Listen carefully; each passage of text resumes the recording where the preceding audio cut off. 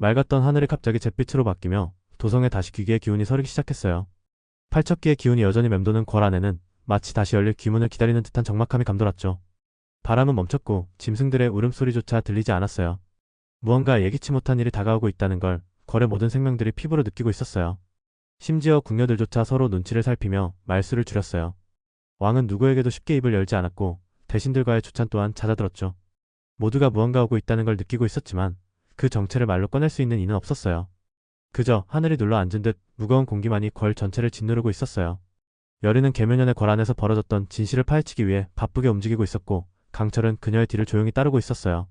여리는 강철에게 복잡한 감정을 감추지 못하고 있었어요. 넙덕이 강철에게 죽임을 당하지 않았다는 걸 알게 된 후에도 마음 한켠에는 여전히 선뜻 정리되지 않는 감정들이 남아 있었어요. 미안함, 서운함, 그리고 자신도 알 수 없는 감정들이 뒤엉켜 있어 말 한마디조차 쉽게 꺼내지 못하고 있었죠. 그래서일까요? 가끔 강철이 가까이 다가와도 여리는 시선을 피했고 말없이 걷기만 했어요. 그 거리에는 마음의 거울처럼 얇고 투명한 벽이 서 있었던 거죠. 그것을 부수는 일은 아직 그녀에게 쉽지 않았어요. 비비는 여리에게 속삭였어요. 귀문은 절대 한번 열리고 끝나지 않아요. 그건 문이 아니라 입이거든요. 먹을 걸 찾아 계속 벌어질 테니까요. 여리는 그 말에 대답하지 않았지만 그녀의 표정은 이미 모든 걸 알고 있다는 듯 단단해졌죠. 넙덕의 죽음이 강철이 아닌 팔척기 때문이었다는 사실이 여리의 머릿속을 떠나지 않았고 그 분노와 죄책감이 뒤섞인 감정은 쉽게 풀리지 않았어요. 한편 왕이정은 여리의 추궁의 진실을 털어놓은 뒤 더욱 혼란스러워졌어요. 그의 아버지였던 선왕이 팔척기에 의해 죽었고 그 기운이 여전히 궁 안에 남아있다는 사실은 왕으로서도 받아들이기 힘든 진실이었죠. 김봉인의 음모와 그가 이끄는 맹청의 판수들, 그리고 귀신을 모시는 자가 따로 있다는 사실은 이 나라가 생각보다 훨씬 깊은 늪에 빠져있다는 걸 보여주고 있었어요. 이런 가운데 여리는 강철에게 말없이 팔척기의 흔적이 남아있는 절터로 향하자고 손짓했어요. 두 사람은 말없이 길을 나섰고 절터의 마당에 다다르자 과거 넙덕이 팔척기를 봉인했던 장소가 서서히 드러났어요. 그러나 그곳에는 이미 누군가가 다녀간 흔적이 있었고 부적은 찢겨 있었으며 봉인의 중심에 놓여있던 경기석은 사라져 있었어요. 여리는 이를 본 순간 심장이 덜컥 내려앉았어요. 누군가 다시 그 문을 열려고 준비하고 있다는 신호였거든요. 고요하던 절터의 공기 속엔 점점 알 수 없는 떨림이 번지고 있었어요. 까마귀 울음이 멎은 자리를 채운 건 이름 모를 바람의 흐느낌이었고 먼 산에서 내려온 안개가 서서히 발끝을 감싸오기 시작했죠. 여리는 발밑에 땅이 살아 움직이는 것 같은 착각에 휩싸이며 심호흡을 내쉬었어요. 숨을 쉴 때마다 폐 안으로 뭔가 이물감이 밀려들었고 그녀는 곧 깨달았어요. 단순한 안개가 아니라 귀기였던 거예요. 절터의 석탑은 금세 어두운 기운에 물들었고 기왓장 위에선 희뿌연 안개가 마치 뱀처럼 흐르다 사라졌어요. 그런 풍경은 마치 과거 넙덕이 팔척기를 봉인하던 순간을 닮아 있었죠. 여리는 순간적으로 넙덕이 외던 진원의 한 토막이 머릿속을 스쳤고 그녀도 모르게 무의식 중에 입을 달싹였어요. 강철은 곁에서 여리의 눈빛이 달라진 것을 느끼며 긴장을 풀지 않았죠. 계면연에 일어난 사건의 단서를 추적하던 여리는 결국 절터 뒤편의 불단 밑에서 아주 오래된 묵은 피가 엉겨붙은 경단을 발견했어요. 그것은 팔척기가 혼을 먹기 전 피를 바쳐 부적을 깨는 의식에 사용되는 물건이었고 그것이 있다는 건 지금 이 순간에도 누군가가 귀문을 다시 열고 있다는 뜻이었죠. 여리는 서둘러 그 자리를 빠져나왔고 강철은 무언가 불안한 기운을 느끼고 그녀의 손목을 잡았어요. 그 순간 바닥이 울리고 지면이 가볍게 들썩이며 오래된 절터에 잠들어 있던 잡기 몇몇이 꿈틀거리며 기어나왔어요. 그들은 완전한 귀는 아니었지만 귀문의 틈새에서 빠져나온 속이었죠. 여리는 순간적으로 굳은 표정을 짓고 두 손을 모아 기도를 시작했어요. 강철은 담수에 힘을 모아 땅을 쳤고 마른 흙 사이로 물기운이 솟아나며 잡기들을 밀어냈어요. 여리는 그 틈을 타 도망치듯 절터를 빠져나왔고 강철도 뒤따라 절터 밖으로 빠져나왔어요. 절터를 벗어난 순간 여리는 가쁜 숨을 몰아쉬며 하늘을 올려다보았죠. 회색 구름은 더욱 짙어졌고 어디선가 까마귀의 울음소리가 귓가를 파고들었어요. 밖에 나서자마자 여리는 강철에게 도성으로 서둘러 돌아가자고 말했고 강철은 여전히 복잡한 얼굴로 여리를 바라봤죠. 강철은 아무 말 없이 따라 나섰지만 그의 눈에는 여리의 등을 바라보는 애틋함이 어린 채 지워지지 않았어요. 여리는 고개를 돌려보지는 않았지만 어깨 너머로 전해지는 그 시선의 무게를 모를 리 없었어요. 그럼에도 지금은 감정에 흔들릴 때가 아니라고 스스로를 다잡았죠. 여리는 속으로 중얼거렸어요. 경기석이 없으면 다음엔 우리 둘 중 하나가 봉인체가 될 수밖에 없어. 그녀는 누구보다 잘 알고 있었어요. 귀문을 연 자가 단순히 팔척기를 다시 부르려는 것이 아닌 이 세상 전체를 귀의 세상으로 바꾸려는 거대한 계략을 꾸미고 있다는 사실을요. 그리고 그 계략의 한가운데에는 아직 실체가 드러나지 않은 누군가가 있었어요. 그의 정체는 아무도 모르고 있었고 여리 또한 단지 그 존재의 냄새만을 느낄 뿐이었죠. 귀문을 열기 위한 움직임이 감지되던 그날 밤 여리는 강철과 함께 도성으로 되돌아왔어요. 그러나 도성의 분위기는 이미 변해 있었죠. 이전과는 다른 묵직한 어둠이 골목 사이사이에 배어 있었고 시장통에서는 유독 아이들의 울음소리가 길게 이어졌어요.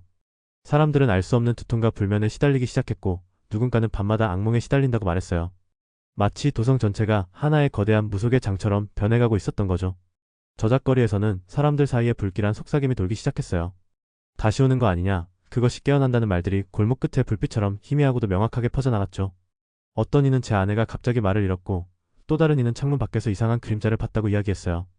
여리는 그 이야기들을 들으며 긴장했고 모든 조짐이 가리키는 방향이 하나라는 것을 알아차렸어요. 바로 귀문이 다시 열리고 있다는 사실이었죠. 한편 강철은 도성 외곽의 저작거리에서 풍산의 잔담과 맞붙었어요. 풍산은 사라졌지만 그의 수하로 움직이던 맹청의 이무사들은 여전히 살아남아 있었고 새로운 주군을 위해 다시 움직이기 시작했죠. 그들의 몸에는 이상한 부적이 새겨져 있었고 그 부적에서 뿜어져 나오는 기운은 강철조차 낯설게 느꼈어요. 귀도 아닌 사람도 아닌 그것은 제3의 존재가 만든 것처럼 느껴졌어요. 강철은 그 기운이 어디서부터 시작되었는지를 추적했고 그 끝에는 누군가의 이름조차 알 수 없는 그림자가 있었어요. 그날 밤 여리는 왕의정을 찾아가 귀문과 판수들의 움직임에 대해 긴급히 보고했어요. 여리는 도성 곳곳에서 벌어지는 이상 현상과 판수들의 집결, 그리고 정체불명의 인물이 이끄는 움직임이 심상치 않다고 말했죠. 이정은 이미 마음을 굳혔는지 모든 걸 받아들이겠다고 했고 대신 여리에게 한 가지 부탁을 했어요. 원자를 살려다오. 어떤 수를 써서라도. 그리고 마침내 귀문이 열리는 밤. 모든 정각의 불이 꺼지고 하늘에 떠있던 달마저 가려졌어요. 궁 안엔 정적만이 감돌았고 판수들의 노랫소리처럼 낮고 길게 깔리는 진원이 어딘가에서 흘러나왔어요. 여리는 혼을 끌어모으는 굿을 시작했고 강철은 마지막 여의주를 꺼내 들었어요. 바로 그 순간 누군가가 궁의 한복판의 모습을 드러냈어요. 그 실루엣은 멀리서 본 익숙한 인물이었고 그의 뒤엔 판수들이 도열해 있었어요. 멀리서라 단언할 순 없었지만 여리는 순간적으로 그의 눈빛에서 낯선 위압감을 느꼈고 강철 역시 몸에 소름이 돋는 듯 긴장했죠. 그가 입을 열자 마치 억눌렸던 귀기의 기운이 동시다발적으로 분출되며 궁 전체가 울리는 듯한 진동이 퍼졌어요. 귀문은 완전히 열렸고 여리는 무녀복을 고쳐 입으며 마지막 굿의 준비를 마쳤어요. 강철은 그 옆에 섰고 그들이 바라보는 정면에서 거대한 그림자가 천천히 솟아올랐어요. 그것은 지금껏 본 어떤 귀보다 거대하고 끈적한 기운을 뿜어내는 존재였어요. 팔척귀의 진면목이었어요. 팔척귀의 본체가 귀문에서 모습을 드러냈어요. 그 형상은 인간의 것과 닮았지만 전혀 다르기도 했어요. 너무나 컸고 너무나 고요했으며 기이하게도 말이 없었죠. 여리는 잠시 기도를 멈추고 그 존재를 바라봤고 강철은 본능적으로 여리 앞으로 나섰어요. 그 실루엣은 익숙한 고이 대신 같았지만 먼 거리와 어둠 탓에 누구인지 단언할 수 없었어요. 판수들이 그의 뒤에 도열해 있는 모습은 심상치 않았고 그가 입을 열자 퍼져나간 기운은 여리와 강철마저 순간적으로 숨을 멈추게 만들었죠. 여리는 그때 강철에게 속삭였어요. 이제 그만. 날 몸주신으로 받아들여. 강철은 처음으로 대답하지 않았어요. 그저 고개를 끄덕였고 여리가 손을 내밀었죠. 그녀의 손이 강철의 손을 감싸는 순간 여의주의 빛이 터졌고 그 힘이 귀문을 향해 집중됐어요. 팔척귀는 여리와 강철의 기운에 처음으로 반응을 보였어요. 낮게 울리는 듯한 공명이 궁 안을 울렸고 마치 진동처럼 정각마다 떨림이 퍼졌죠. 멀리 있던 고이 대신은 그 순간 눈을 부릅떴고 무언가 예상치 못한 방향으로 상황이 흘러가고 있다는 듯 몸을 움츠렸어요. 그의 정체를 아는 이는 아무도 없었고 단지 그 존재에서 풍겨오는 기묘한 기운만이 불길함을 더했죠. 강철의 몸에서 이무기의 비늘이 피어났고 여리의 입가에선 진원이 쏟아졌어요. 둘의 기운이 하나가 되는 순간 귀문 속에서 다시 비명이 터졌고 팔척귀의 몸이 일순간 흔들렸어요. 그러나 그것도 잠시 팔척귀는 자신의 기운을 수축시키더니 마침내 왕자 이광의 처소로 달려가기 시작했어요. 궁안은 혼란에 빠졌고 이정은 그 앞을 가로막으며 싸움을 벌였어요. 여리는 마침내 굿을 끝냈고 마지막 부적을 하늘로 날렸어요. 그 부적은 팔척귀의 기운을 덮으며 한순간 그 몸을 가뒀죠. 강철은 마지막 힘을 모아 여의주를 부스듯 터뜨렸고 거대한 파장이 궁 전체를 뒤흔들었어요. 다 끝난 듯 보였어요. 하지만 여의주가 사라진 강철은 무너졌고 여리는 그를 붙잡으며 오열했어요. 그 순간 팔척귀의 기운은 잠시 가라앉았고 귀문도 조용히 숨을 죽인 듯 다친 상태였어요. 하지만 그 힘이 완전히 사라졌다고는 누구도 장담할 수 없었어요. 궁 안에는 여전히 알 수 없는 한기가 돌았고 이 모든 것이 끝이 아닌 잠깐의 고요라는 것을 본능적으로 느낄 수 있었죠. 그날 밤 궁에는 다시 맑은 하늘이 떠올랐고 바람이 지나간 자리엔 고요만이 남았어요. 그들은 지켜냈어요. 하지만 대가는 너무 컸어요. 그리고 아무도 몰랐죠. 그날 밤 사라졌다고 여겼던 팔척귀는 결코 사라지지 않았다는 걸요.